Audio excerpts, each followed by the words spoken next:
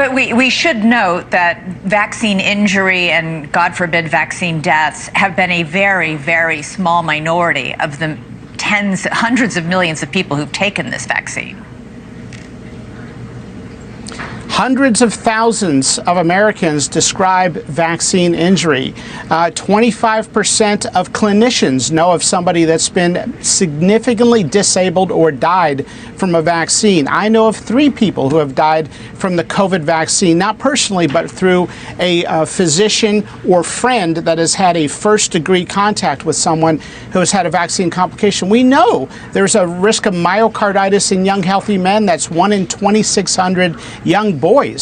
273 vaccine-associated myocardial injury was adjudicated in 22 participants, 2.8%. God dear me. If someone said to me, look, you could have had this vaccine, as I did, but by the way, there's a 2.8% chance you'll have a vaccine-associated myocardial injury, I would have run a mile.